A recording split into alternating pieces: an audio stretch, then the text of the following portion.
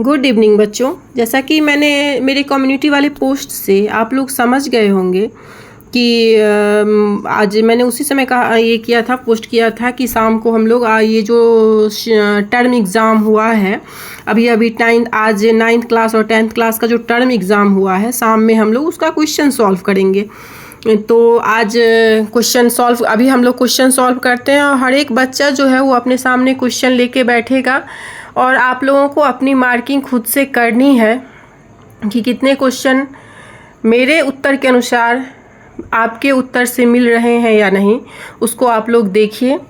और अगर सही हुआ है तो क्वेश्चन के सामने सही का टिक लगाइए और अगर गलत हुआ है तो गलत का टिक लगाइए। और कमेंट में सब बच्चे अपना अपना मार्क्स बताएंगे कि उन्हें कितना मार्क्स आया है। तो हम लोग वीडियो को लंबा नहीं खींचते हैं और सीधे टॉपिक पे चलते हैं। और आज शाब्दिक परीक्षा में जो क्वेश्चंस आए हैं उसको हम लोग सॉल्व करते हैं। 9th के जो भी बच्चे हों, BSEB बोर्ड या CBSE बोर्ड, लगभग सारे का सिलेबस लगभग में सेम ही चलता है, वही कवि वही लेखक सभी जगह रहते हैं।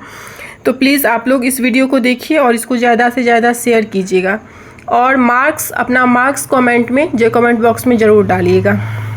तो सबसे पहला क्वेश्चन है, भारत का पुरातन विद्यापीठ नालंदा शीर्षक पाठ की विधा है। इसका ऑप्शन है कहानी, शिक्षा शास्त्र, निबंध, फीचर। तो ये इसका ऑप्शन आएगा, उत्तर आएगा निबंध। दूसरा क्वेश्चन है, ग्राम गीत का मर्म शीर्षक पाठ के लेखक हैं। जैसा कि क्लास में मैंने बताया ही है, इसके लेखक हैं लक्ष्मी नारायण सुधांशु। तीसरा क्वेश्चन है, लेखक शिव पूजन सहाय रचित एकमात्र उपन्यास का नाम है। तो ये तो हम लोग बहुत अच्छी तरह से जानते हैं कि उनका एकमात्र उपन्यास है देहाती दुनिया। उसके बाद है, ग्राम गीत की प्रकृति क्या है। तो ग्राम गीत की प्रकृति जो है वो स्त्रीण है।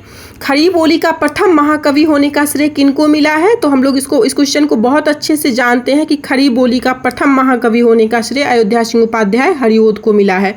जब हम लोग इनकी कविता पढ़ रहे थे पलक पावड़े, तो वहाँ हम लोगों ने देखा था कि इसका खड़ी बोली के प्रथम महाकवि जो है वो अयोध्या सिंह उपाध्याय हरिओद हैं। अब है एक क्वेश्चन 6 क्वेश्चन है, धूल शब्द का अर्थ है। वैसे इसका ऑप्शन है निराले, धूली, योगी। वैसे अगर इसका एग्जैक्ट अर्थ जैसा कि मुझे लग रहा है, इसका होना चाहिए श्रेष्ठ स्थान, मतलब धुरी, कहते हैं ना ये चीज़ धुरी है तो श्रेष्ठ स्थान होना चाहिए, लेकिन यहाँ ऑप्शन में वैसा कुछ है नहीं। तो हम लोग इनमें से कोई नहीं भी डाल सकते हैं, ज़्यादा बेटर रहेगा कि हम लोग इनमें से कोई नहीं डालें, या नहीं तो धूली लगा दें। मुझे लग रहा है कि इनमें से कोई नहीं ही इसका ऑप्शन होगा, वैसे आप लोग देख लीजिएगा। उसके बाद 7वां क्वेश्चन है, गुरु गोविंद सिंह का जन्म कहाँ हुआ था। पटना में। 8वां क्वेश्चन है, कवि मंझन के प्रेम को संसार में किसके समान अमूल्य माना है। तो अंगूठी के नगीने के समान। उसके बाद क्वेश्चन नंबर 9 पे हम लोग आएंगे, भक्त कबीरदास ने अपने आराध्य के समक्ष अपने आप को क्या माना है। तो दीनहीन माना है। कबीरदास की नज़र में ईश्वर की पूजा अर्चना के लिए चढ़ाए जाने वाले फल फूल जल कैसे हैं। तो झूठे और गंदले हैं।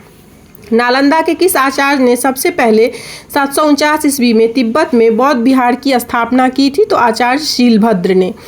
ग्राम गीत का मर्म शीर्षक पाठ के अनुसार कला गीतों में पशु पक्षी लता द्रुम आदि से जो प्रश्न पूछे गए हैं उनके उत्तर में वो क्या बोलते हैं। तो इसको हम लोग बहुत अच्छी तरह से पढ़ चुके हैं। क्वेश्चन नंबर 12 पे आप लोग ध्यान दीजिएगा। क्वेश्चन नंबर 12 का आंसर होगा वे प्रायः मौन रहे।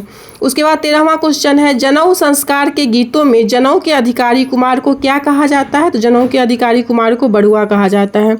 होली गायन के अंत में क्या गाया जाता है। तो होली गायन के अंत में लोरिका गाया जाता है। क्वेश्चन नंबर 15 पे आप लोग ध्यान दीजिए, बेतिया के किस राजा ने ध्रुपद गायक चमारी मलिक और कंगाली मलिक को कुरुक्षेत्र के निकट से लिया लाकर अपने दरबार में रखा था। तो इसमें 4 ऑप्शन है, राजा नरसिंह देव, राजा उज्जैन सिंह, राजा गज सिंह, राजा हरिंद्र किशोर सिंह। तो इसका जो सही आंसर जाएगा वो जाएगा राजा गज सिंह। इसका जो सही आंसर जाएगा वो जाएगा राजा गज सिंह। अभी तक 15 क्वेश्चन हम लोग सॉल्व कर चुके हैं और मुझे लग रहा है कि कोई भी ऐसा क्वेश्चन एग्जाम में आप लोगों के टर्म एग्जाम में नहीं आया है जिसको मैंने क्लास में सॉल्व ना करवाया हो। और मुश्किल से 2 से 3 क्वेश्चन मुझे ऐसे लग रहे हैं जिसमें आप लोग कंफ्यूज कर सकते हैं, जो मैंने क्लास में शायद में भी नहीं करवाया हो। बट बाकी जितने भी क्वेश्चन हैं वो सारे क्वेश्चन करवाए गए हैं। इसीलिए मैं उम्मीद करती हूँ कि आप लोगों के आंसर्स जो होते हैं आ रहे होंगे वो सारे सही ही आ रहे होंगे। फिर भी आप लोग मिलाना कंटिन्यू रखिए और क्रॉस, जो गलत हो रहा है उसमें क्रॉस कीजिए, जो सही हो रहा है सही कीजिए, और पूरा आप अपना मार्क्स काउंट करके कमेंट बॉक्स में आइए। उसके बाद है 16वां क्वेश्चन, शास्त्रीय गायन के किस रूप के गायन में बनेली राज के कुमार श्यामनंदन सिंह ने सर्वाधिक प्रसिद्धि पाई थी? तो ध्रुपद गायन में। उसके बाद है दीर्घ ऊ बोली या बड़ी ऊ का वर्ण का उच्चारण स्थान है? तो ओष्ठ है। उसके बाद 18वां क्वेश्चन, निम्नलिखित में कौन अनुनासिक वर्ण है? तो मौ जो है वो अनुनासिक वर्ण है। निम्नलिखित में शुद्ध शब्द है? तो ये देखिए अ स्वतः संयुक्त हर्षिकार तव संयुक्त, ये अस्तित्व बी ऑप्शन में जो आपका है वो सही है। तो अभी तक हम लोग 19 क्वेश्चन कर चुके हैं, और इस 19 क्वेश्चन में ये जो 15 और 16 नंबर क्वेश्चन है वो एक अलग बुक से लिया गया है। तो इसमें मे भी मेरे बच्चे कंफ्यूज हुए होंगे कि ये क्वेश्चन कहाँ से लिया गया है। तो इसमें आप लोगों को जैसे कि पता है कि बिहार सरकार हिंदी की 2 बुक उनकी चलती है, तो एक और जो साइड बुक है उससे ये 2 क्वेश्चन डाले गए हैं, जो वो साइड बुक की क्वेश्चन है। तो मे भी बच्चे इसमें से कंफ्यूज, इस 2 क्वेश्चन में कंफ्यूज हुए होंगे। बाकी जो ऊपर 19 क्वेश्चन, चाहे वो रैदास के बारे में हो, चाहे वो नालंदा विश्वविद्यालय के बारे में हो, चाहे वो दीर्घ ऊ का उच्चारण स्थान हो, चाहे अनुनासिक वर्ण के बारे में हो, चाहे ये शिवपूजन सहाय के देहाती दुनिया के बारे में हो, ये सब बच्चे बहुत अच्छे से बच्चे लोगों को पता है। और कहीं पे भी मुझे लग भी नहीं रहा था कि बच्चों को एग्ज़ाम में किसी तरह का हेजिटेशन था, वो लोग आराम से लिख रहे थे। तो मुझे लग रहा था कि जो मैंने क्लास में बताया है बच्चों ने उसे आत्मसात किया है। और ये ग्राम गीत का मर्म, गुरु गोविंद सिंह, कवि मंझन, इस सब के बारे में हम लोगों ने बहुत अच्छे से पढ़ाई की है।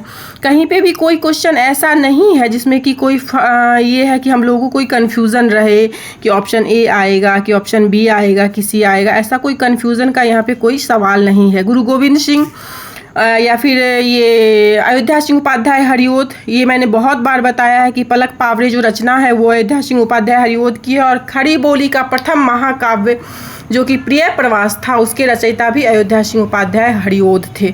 ये मैं बार बार क्लास में मैंने इस चीज़ को आप लोगों को हाईलाइट किया है कि खड़ी बोली के प्रथम महाकवि अयोध्या सिंह उपाध्याय हरिओद कहे जाते हैं, और खड़ी बोली का प्रथम महाकाव्य जो है वो प्रिय प्रवास कहा जाता है। तो इसलिए क्वेश्चन नंबर 1 से 19 में मुझे कहीं नहीं लग रहा है कि किसी तरह की कन्फ्यूज़न की कोई संभावना है। सारे प्रश्न आप लोगों ने बहुत ही अच्छे तरीके से सॉल्व किए होंगे। अब और ये बेतिया, जैसा कि मैंने बीच में कहा ही कि बेतिया के राजा और ये होली गायन और ये शास्त्रीय गायन, ये जो कल्चरल वाला है ये सेकंड बुक में है, जिसको अभी हम लोगों ने फर्स्ट बुक और व्याकरण को ज़्यादा ये किया। अब हम लोग आगे बढ़ते हैं क्वेश्चन नंबर 20 पे। ग्राम शब्द का विशेषण है ग्रामीण। इसका अगर आप लोगों ने ऑप्शन बी लगाया है तो आप लोगों का सही है, आप लोग उसको सही का टिक कर लें। खाने की इच्छा वाक्य खंड के लिए एक शब्द है, ये एक तरह से अनेक शब्दों के लिए एक शब्द में आता है, और इसका आंसर होगा बुभुक्षा। उसके बाद क्वेश्चन नंबर 22 है, मैंने आम खाया किस काल का उदाहरण है? तो भूतकाल का उदाहरण है। क्वेश्चन नंबर 23 है, शब्दों के बाद जो अक्षर या अक्षर समूह लगाया जाता है उसे क्या कहते हैं? तो हम लोग बहुत अच्छे से क्लास में उपसर्ग और प्रत्यय के बारे में पढ़ चुके हैं, तो उसको हम लोग प्रत्यय कहते हैं। उसके बाद है सरोवर शब्द का संधि विच्छेद क्या है? सरह जुरवर। क्वेश्चन नंबर 26, परीक्षा शब्द किस लिंग का उदाहरण है? स्त्रीलिंग का उदाहरण है। मैंने आपको बताया है कि आपको जब भी स्त्रीलिंग और पुल्लिंग में विभेद करने के लिए बोला जाए तो आप लोग प्लीज़ वाक्य बनाइए। वाक्य बनाते ही आपको पता चल जाएगा कि ये शब्द स्त्रीलिंग है या पुल्लिंग है। तो प्लीज़ आप लोग इस सब को एग्ज़ाम में भी यूज़ किया कीजिए, सब ट्रिक्स को। उसके बाद है जिन संज्ञाओं से एक ही प्रकार की वस्तुओं अथवा व्यक्तियों का बोध हो उन्हें कहते हैं। तो मैंने कुछ दिन पहले ही क्लास में बार बार इस चीज़ को बताया है कि उसे व्यक्तिवाचक संज्ञा कहते हैं। क्वेश्चन नंबर 28, हाथ मलना मुहावरे का अर्थ है पछताना। क्वेश्चन नंबर 29, अमावस्या शब्द का विलोम है पूर्णी। उसका आंसर होगा पूर्णिमा। अगर आप लोगों ने डी लगाया है तो आप लोगों का आंसर बिल्कुल ही सही है। उसके बाद है सरस्वती, क्वेश्चन नंबर 30 और जो कि लास्ट क्वेश्चन है, सरस्वती शब्द का पर्यायवाची शब्द है।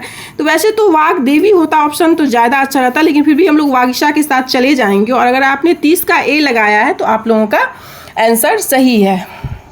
तो अब हम अगर व्याकरण सेक्शन को भी देखें, क्वेश्चन नंबर 17 से आप लोगों का व्याकरण सेक्शन शुरू हो गया है। तो अगर हम लोग व्याकरण सेक्शन को भी देखें तो कोई ऐसा क्वेश्चन नहीं आया है जिसके बारे में हम लोगों ने क्लास में बातचीत ना की हो। लगभग सारे क्वेश्चंस के बारे में हम लोगों ने क्लास में बातचीत की है। तो मुझे उम्मीद ही नहीं, पूरा विश्वास है कि आप लोगों का एग्ज़ाम बहुत ही अच्छा गया होगा। और आप लोग प्लीज़ इस वीडियो को ज़्यादा से ज़्यादा शेयर कीजिए, ज़्यादा से ज़्यादा लाइक कीजिए और मेरे चैनल को सब्सक्राइब कीजिए, ताकि ऐसे ही इन्फॉर्मेटिव वीडियो मैं आपके लिए लाऊं और आपकी तैयारी जो है ऐसे ही सतत चलती रहे। प्लीज़ कमेंट कीजिएगा कि आप लोगों का कितना मार्क्स आया। मैं कमेंट का वेट करूंगी कि आप लोगों का कितना मार्क्स आया। फिर हम लोग बात करेंगे कि कहाँ पे हम लोगों की चूक हुई है, क्या तैयारी में कमी रह गई है, और जिसको हम लोग हाफ ईयरली एग्ज़ाम में पूरा कर लेंगे। तो इसीलिए आप लोगों से उम्मीद है, आशा है, अनुरोध है कि आप लोग इस वीडियो को पूरा देखिए, अपने क्वेश्चन को सॉल्व कीजिए और मुझे कमेंट कीजिए कि कितने नंबर आपके आ रहे हैं। Please like, share and subscribe. Pooja Priya.